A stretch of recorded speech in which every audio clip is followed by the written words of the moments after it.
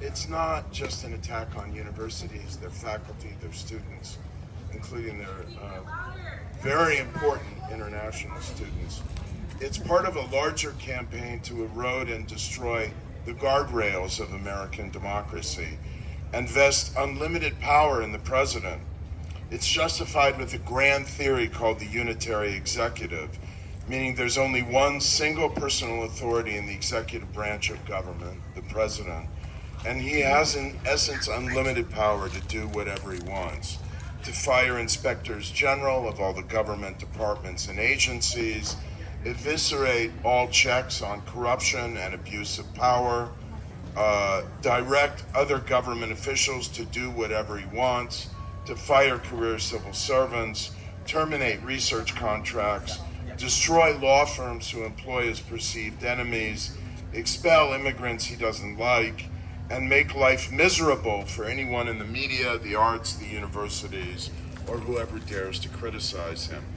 It's very important to realize Trump is following a well-worn playbook of creeping populist authoritarianism that has destroyed democracy in many other countries around the world in the last 2 decades. It begins by attacking the opposition and the media as unpatriotic liars, and then proceeds to intimidate, marginalize, and if necessary, defy the courts, the Congress, and the civil service. Sooner or later, it attacks the deep tissues of civil society, including universities, think tanks, NGOs, and so on.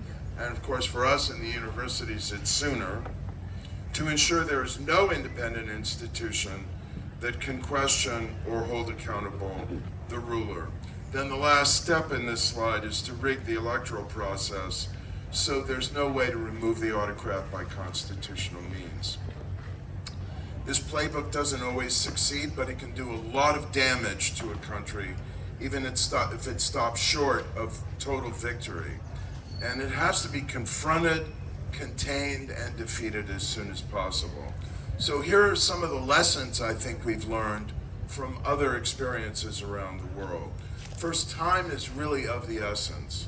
The more time that an authoritarian project has, and this is an authoritarian project, to become comfortable in power, to promote fear or resignation in the face of its inevitable momentum, and to eliminate constitutional and civic checks on their power, the harder it is to halt this incremental strangulation of democracy.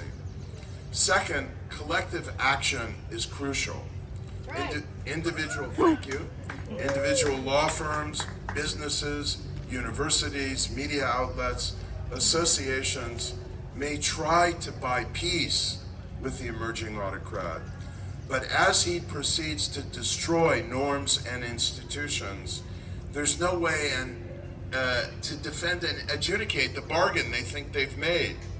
It's a short-sighted and temporary peace that lasts until the autocrat has subdued or crushed other actors in a divide and rule strategy, and then comes back to the cooperating ones to demand more compliance, more silence, more obeisance. So within each institutional sector, organizations and their leaders need to forge a collective strategy and find a principled common voice to defend their legitimate rights under the Constitution. Third, this is very important, authoritarian populists thrive on polarization. They cannot win, and they cannot consolidate and enlarge their political victories without polarization. They ride to power by creating a stark polarity between the so-called good, deserving, ordinary people of the country, the wronged majority, and a selfish, arrogant, corrupt, know-it-all set of elites, that's, in their telling, us, who have betrayed the ordinary people and view them with contempt.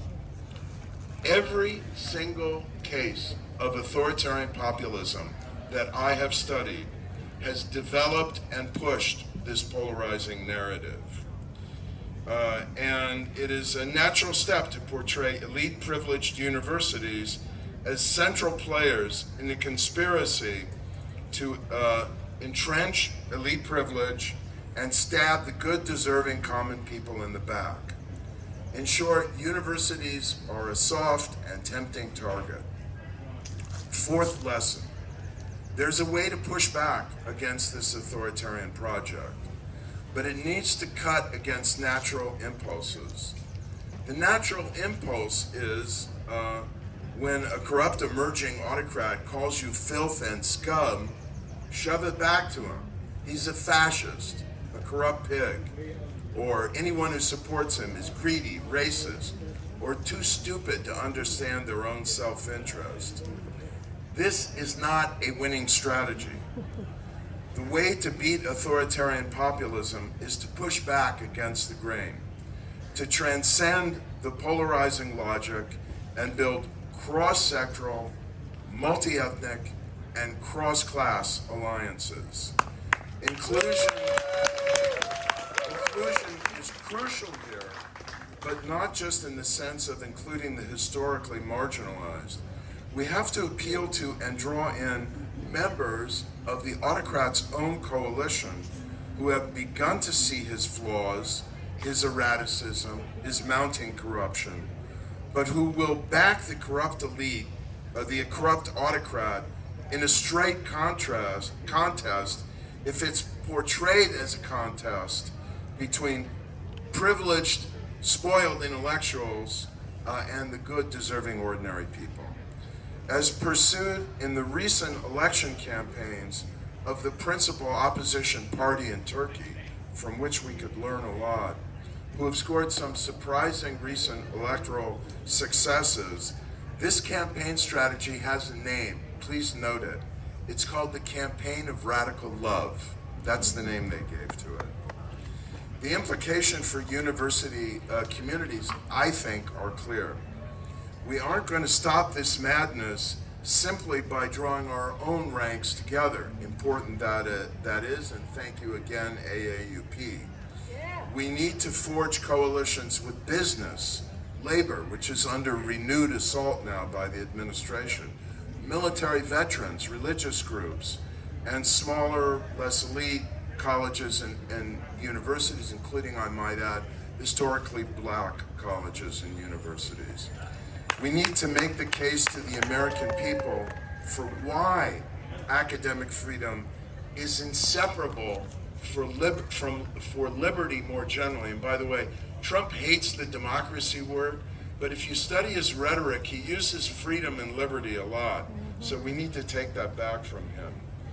And why denial of the First Amendment rights of any group or any individual, including Mahmoud Khalil, endangers the basic freedoms of all groups. We can't just scream about the staggering cruelty and injustice of canceling all the visas of international students at Harvard or elsewhere. We have to show, if we want to be effective, that international students are absolutely vital to America's effort to remain the leader in scientific discovery and technological innovation, and thus to our effort to continue to lead the world economically and otherwise. By the same logic, slashing NSF and NIH grants is destroying the infrastructure of research and development that has made the United States much healthier, more prosperous, and more secure. So all of this is not just morally wrong and unfair, it's incredibly self-defeating. And that is the logic by which I think we're going to win this debate. It is not a formula to make America great again, it's a formula to reduce America to a second-rate power and a declining country. The exact opposite of what many Americans thought they were voting for. So finally, if we want to roll back the war on universities, on immigrants, and ultimately on the Constitution and the rule of law, we really need to think strategically. As members of the institutional arena that is centered on research, learning, and rational reflection, I think this should be possible for us. Passion and conviction, and thank you for what you have brought here in that regard, are vital, but if they do not marry all of that to an effective strategy, I don't think they'll be successful. Thank you.